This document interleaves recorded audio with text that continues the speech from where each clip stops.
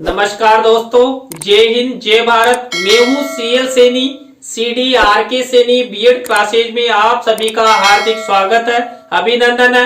दोस्तों, हमारे इस चैनल के माध्यम से बीएड, एमएड, डीएड आदि पर जो उनके पाठ्यक्रम है, आप द्वारा जो हमें टॉपिक सेंड किए जाते हैं, उन सब टॉपिक्स को आप सबको समझाने का प्रयास करते हैं। दोस्तों, आज की लाइव क्लास के अंतर्गत जो आपका पेपर है अधिगम एवं शिक्षण, इस पेपर के अंतर्गत शिक्षण के सिद्धांत, इस टॉपिक पर आपसे हम चर्चा करेंगे कि प्रिंसिपल ऑफ टीचिंग यानी कि शिक्षण के सिद्धांत कौन कौन से हैं।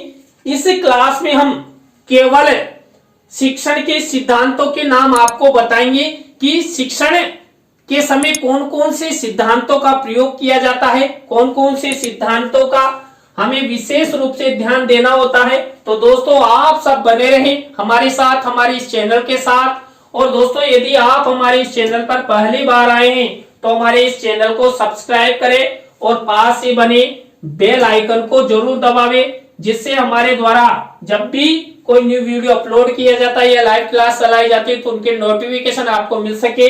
दोस्तों, जो शिक्षण की क्रिया होती है, इस शिक्षण की क्रिया में मनोविज्ञान की महत्वपूर्ण भूमिका होती है। और दोस्तों, आप सब जानते हैं वर्तमान में जो शिक्षण शिक्षक द्वारा करवाया जाता है उसमें मनोवैज्ञानिकता का विशेष रूप से ध्यान रखा जाता है, क्योंकि शिक्षण बाल केंद्रित हो गया है और शिक्षक को एक मनोवैज्ञानिक बनना होता है, तभी जाकर वो शिक्षण की प्रक्रिया को संपादित कर सकता है और शिक्षण प्रभावशाली हो सकता है। कोई भी मनोविज्ञान के प्रयोग के बिना शिक्षण कार्य के लक्ष्यों को प्राप्त नहीं कर सकता।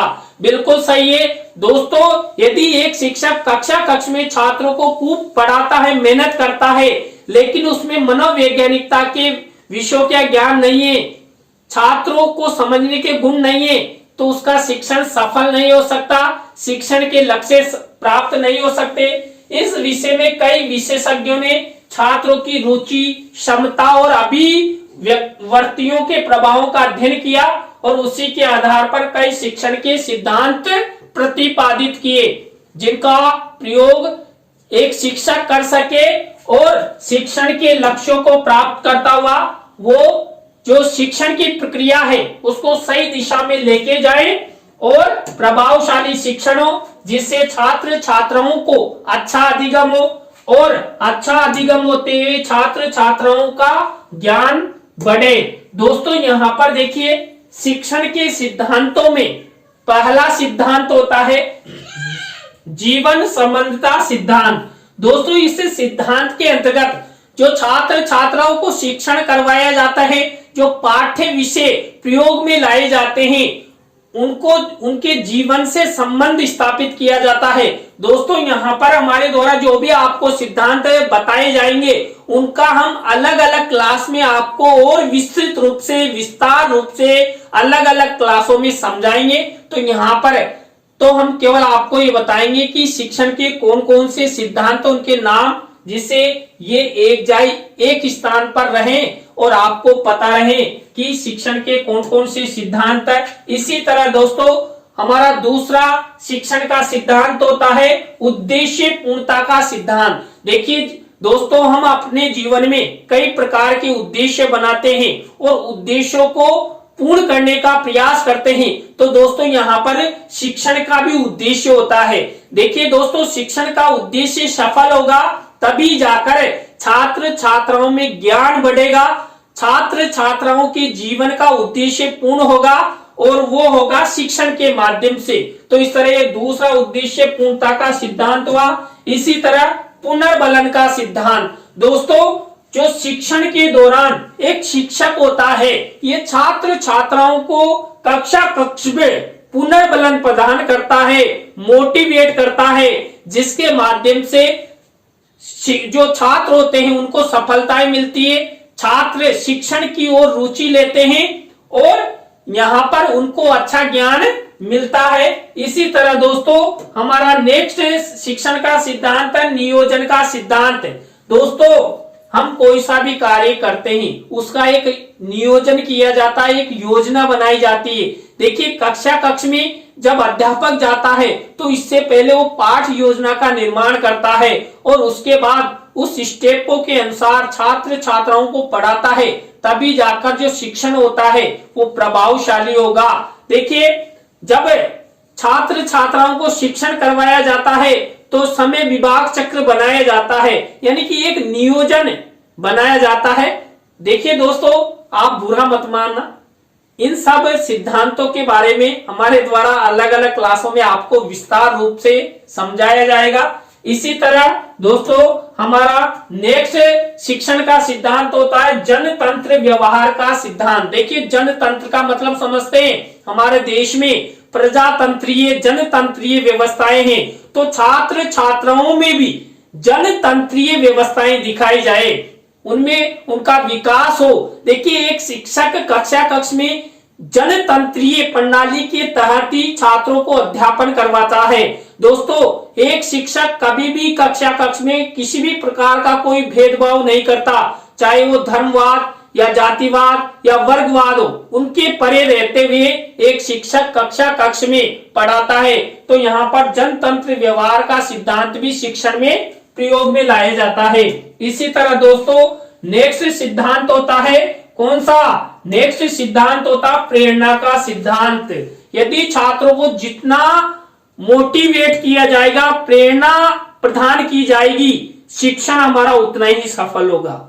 देखिए वर्तमान में जो बाल केंद्रित शिक्षण है, इस बाल केंद्रित शिक्षण में आप छात्रों को डांट नहीं सकते, लेकिन छात्रों को पुनर्बलन अभिप्रेरणा मोटिवेट करते हुए हम उनको शिक्षण की ओर ले जा सकते हैं और उनमें ज्ञान को बढ़ा सकते हैं। इसी तरह दोस्तों नेक्स्ट सिद्धांत है क्रियाशीलता का सिद्धांत। दोस्तों हम अधिगम कैसे करते हैं? हम अधिगम करते हैं लर्निंग बाय डूइंग, करके सीखना, यानी कि क्रिया करते हुए हम कुछ न कुछ सीख सकते हैं। तो यहाँ पर एक शिक्षक छात्रों को जितना क्रियाशील रखेगा उतना ही छात्रों में अधिगम अधिक होगा। तो यहाँ पर दोस्तों जो शिक्षण का सिद्धांत है क्रियाशीलता का सिद्धांत, यानी कि इस सिद्धांत के तहत छात्र छात्राओं को क्रियाशील रखा जाता है, चाहे वो शिक्षण से संबंधित हो, सैद्धांतिक हो, प्रैक्टिकल हो, सभी प्रकार के जो कार्य हैं उनमें छात्र छात्राओं को क्रियाशील रखा जाता है। दोस्तों इसके बाद हमारा नेक्स्ट सिद्धांत है व्यक्तिक विभिन्नता का सिद्धांत। देखिए कई बार कई छात्र ऐसे होते हैं जो समूह रूप में सही अध्ययन नहीं कर पाते हैं, सही अधिगम नहीं कर पाते हैं। ऐसे छात्र छात्राओं को व्यक्तिक विभिन्नता के सिद्धांत के अंतर्गत शिक्षण करवाया जाता है, जिससे वो भी सामान्य छात्रों की तरह अधिगम करते हुए उनकी बराबरी कर सके। इसी तरह दोस्तों नेक्स्ट सिद्धांत होता है रुचि का सिद्धांत। देखिए दोस्तों जो शिक्षण के सिद्धांत होते हैं इनमें रुचि का सिद्धांत सबसे महत्वपूर्ण होता है। दोस्तों कक्षा कक्ष में जब एक शिक्षक पढ़ाता है तो वह शिक्षक कक्षा कक्ष में रुचि उत्पन्न करे, जिससे छात्र छात्रा जो शिक्षक द्वारा पढ़ाया जाएगा उसके प्रति आकर्षित हो सके, सक्रिय हो सके, पढ़ने में रुचि वो ले सके, तभी जाकर शिक्षण सफल होगा। इसलिए शिक्षण के सिद्धांतों में रुचि का सिद्धांत सबसे महत्वपूर्ण माना गया है। इसी तरह दोस्तों आवृत्ति का सिद्धांत। देखिए आवृत्ति यानी कि कई बार छात्रों को अभ्यास कार्य करवाया जाता है, बार बार आवृत्ति प्रदान की जाती है, तो आवृत्ति के सिद्धांत के द्वारा भी शिक्षण की सफलता होती है। तो इसलिए शिक्षण के सिद्धांतों में आवृत्ति का सिद्धांत रखा गया है। इसी तरह दोस्तों हमारा नेक्स्ट सिद्धांत होता है चयन का सिद्धांत। देखिए दोस्तों जब शिक्षक पढ़ाता है तो वो विषय चयन करता है और छात्र भी चयन करते हैं, तो वो विषय के अनुसार अधिगम करते हैं। मान लीजिए कोई छात्र है वो विज्ञान विषय को पढ़ने में कठिनता का अनुभव करता है, तो वो छात्र हिंदी विषय लेगा।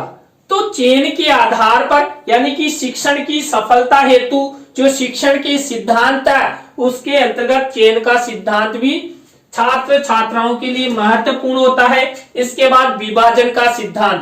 देखिए कई बार हम छात्र छात्राओं को डिवाइड कर देते हैं।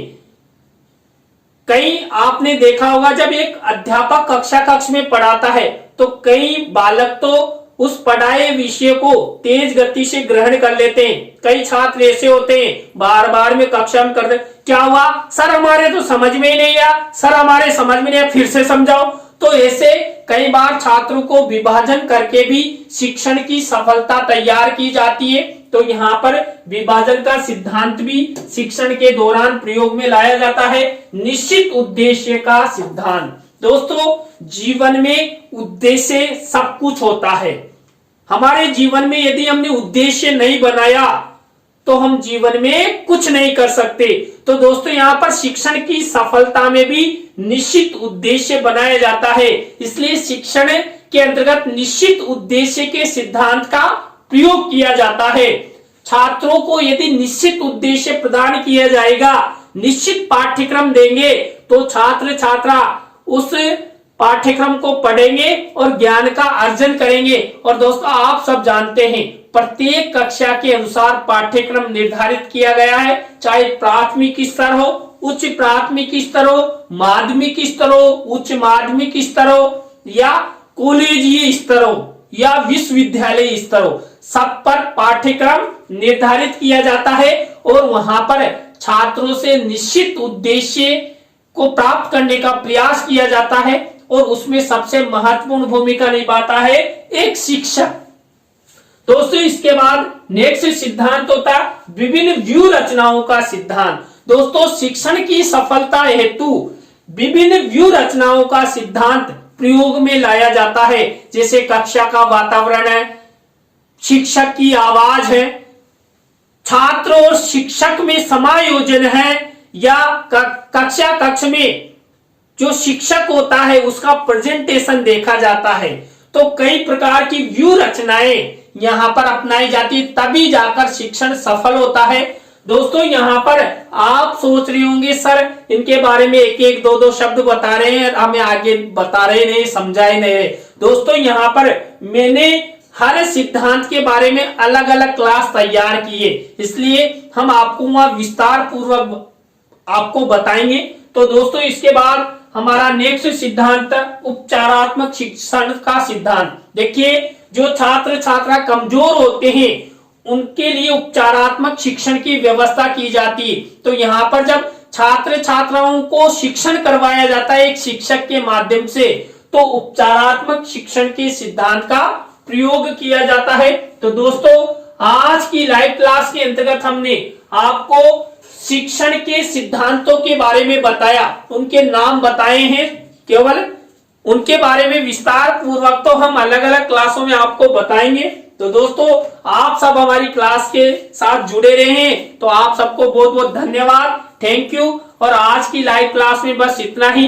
न्यू लाइव क्लास में हम आपसे फिर इनके सिद्धांतों के बारे में अलग अलग लेकर आपसे मिलेंगे। तो दोस्तों जय हिंद, जय भारत, राम राम।